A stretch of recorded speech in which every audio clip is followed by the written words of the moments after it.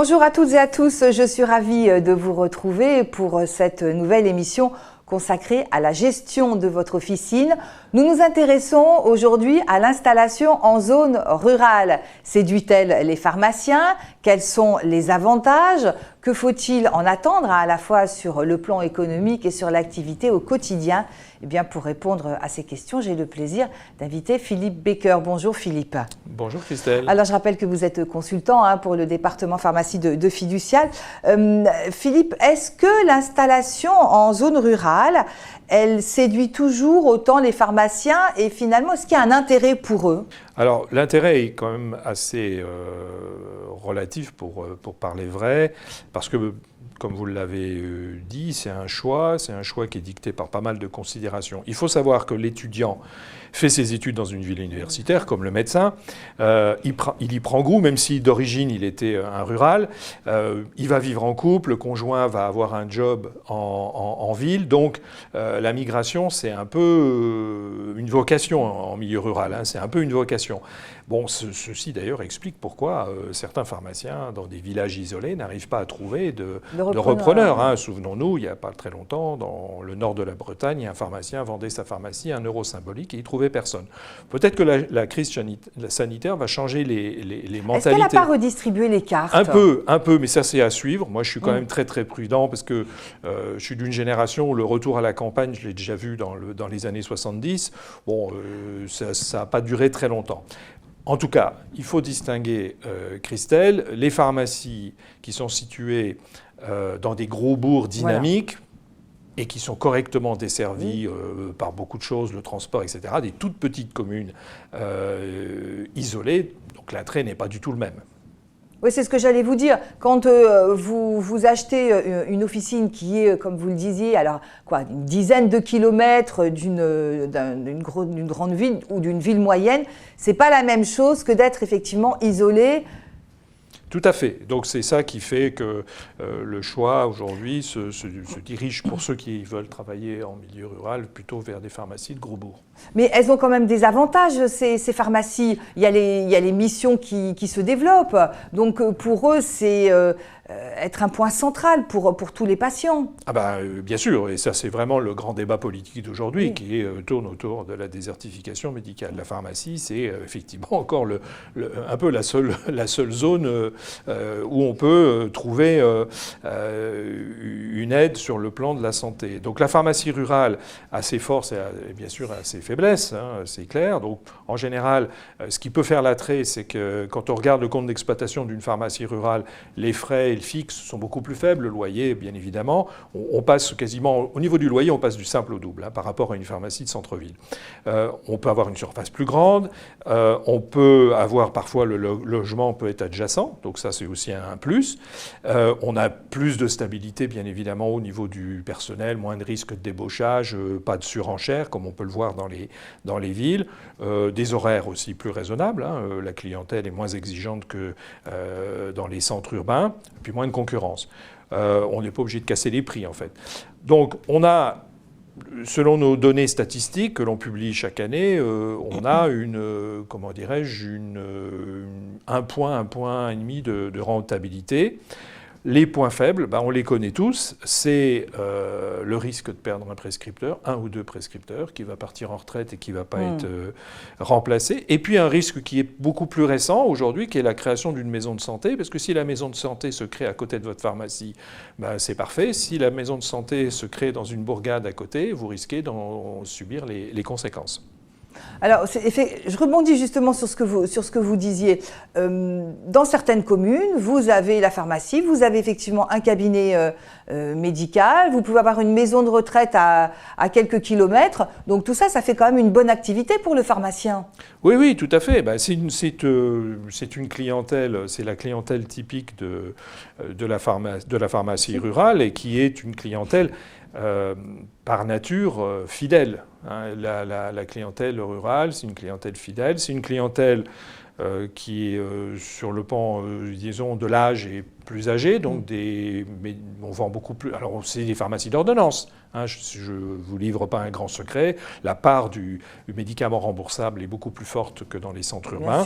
Donc, c'est des pharmacies qui vont intéresser une typologie de pharmacien qui est très intéressée par son métier de base, si j'ose dire, de professionnel de santé, absolument. Tout à fait. Dites-moi, est-ce qu'il y a des avantages fiscaux à s'installer en zone rurale? Parce qu'on sait qu'effectivement, les maires, par exemple, les communes aident beaucoup lorsqu'elles sont notamment en recherche de professionnels de santé. Oui, alors, sur le plan fiscal, je réponds à votre question. Oui. Il y a ce qu'on appelle les zones de revitalisation rurale, les ZRR.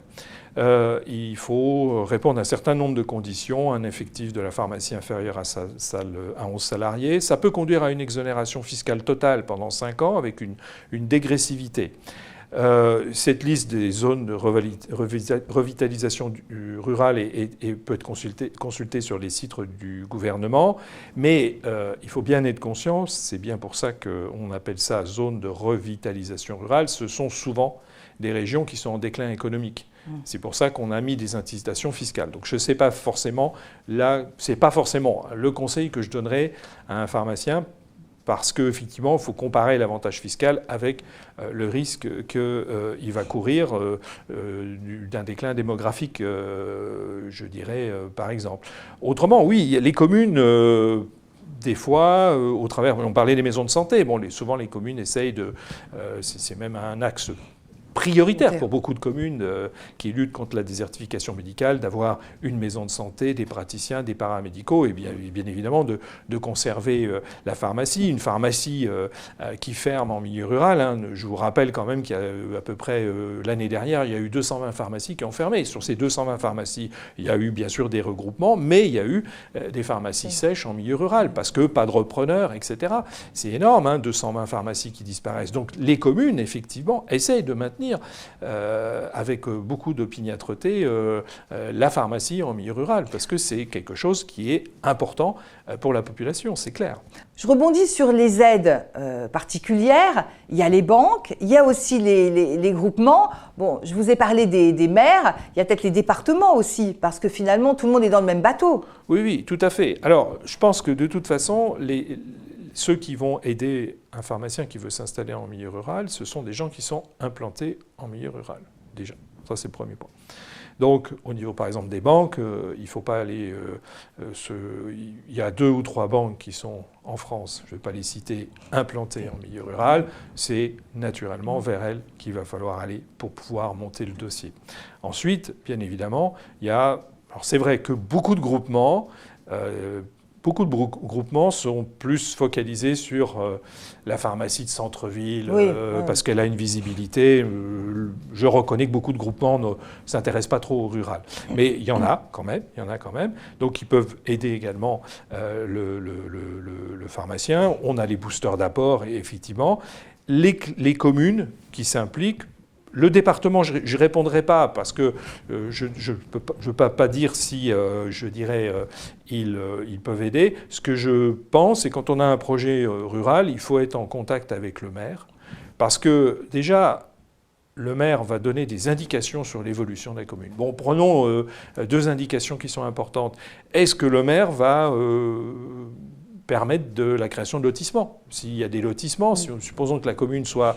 Beaucoup de communes sont en périphérie de grandes villes, il faut voir les choses en face. Hein. Le rural, c'est pas forcément le petit village au milieu de nulle part. C'est souvent ce qu'on appelle les communes périurbaines. C'est ce que je vous disais tout à l'heure, qui sont situées vers une dizaine, 15-20 km maximum. Qui ont, donc, les communes aujourd'hui, vous savez, par exemple, ont du mal à lâcher du foncier pour pouvoir faire du bâti. Donc, est-ce que le maire est plutôt dans cette optique ou pas dans cette optique? Et puis également, quand on s'intéresse à un projet en milieu rural, on va aussi regarder les éléments de commercialité. La pharmacie est à côté de la maison de santé, super, mais la pharmacie est à côté de la supérette. Est-ce que la supérette va rester à cet endroit-là? Parce qu'elle manque de place, elle ne va pas déménager à 2 ou 3 km. Bon, ça, c'est des choses qu'il faut intégrer. Donc, le contact qu'on va avoir avec toutes les intervenants qui sont sur le secteur, c'est des informations de première nécessité, on va dire, qu'il faut avoir. Alors justement, j'avais envie de vous dire quels sont les conseils que vous donneriez aux pharmaciens. Vous avez donné une partie de la réponse, mais je pense qu'il y a d'autres paramètres à prendre en compte. En fait, bon, comment dirais-je, comme je l'ai dit, l'installation en milieu rural, c'est une vocation. Donc il faut que ça soit un projet, en général c'est un projet familial. D'accord. Donc il faut que la famille, le couple adhère à cette idée-là. Dans l'idéal, si le conjoint est médecin généraliste, c'est parfait. Et ça, c'est l'idéal. Il faut accepter les contraintes de l'exercice en milieu rural aussi. Oui. C'est pour ça que je parle d'une vocation, parce que les tours de garde reviennent rapidement. Vous êtes souvent un peu dans l'isolement. Je veux dire, vous êtes là souvent interpellé par le patient qui a une urgence. Et puis, vous savez aussi, dans certaines régions, moi je l'ai vécu par rapport à l'expérience que j'ai pu avoir, la nécessité de savoir parler aux éleveurs. C'est-à-dire que si vous vous installez dans le Limousin, vous allez avoir des éleveurs qui vont venir vous voir avec des questions. Donc il faut connaître parfaitement le médicament vétérinaire. Donc tout ça, c'est pas simplement un projet qu'on lance, c'est un ensemble de qualités qu'on va avoir, de connaissances qu'on va avoir, qui vont faire que ça va être une réussite. Donc ça mérite une véritable réflexion. Voilà, tout à fait. Et je pense que c'est des beaux projets, ce sont des beaux projets. Je voulais rajouter que parmi les interlocuteurs, l'association pharmacie rurale, de la pharmacie rurale, peut être un précieux conseil. Ils ont une grande expérience de l'installation en milieu rural et ils connaissent parfaitement toutes, on va dire, les plus et les moins. Donc il ne faut pas hésiter à les consulter quand on a un projet de ce type. Eh bien, écoutez, ce sera le mot de la fin. Merci beaucoup, Philippe, d'avoir été à mes côtés pour éclairer nos amis pharmaciens. Merci beaucoup. Merci, Christelle. Quant à moi, je vous remercie de nous avoir suivis. On se retrouve très bientôt pour une nouvelle émission et d'ici là, portez-vous bien.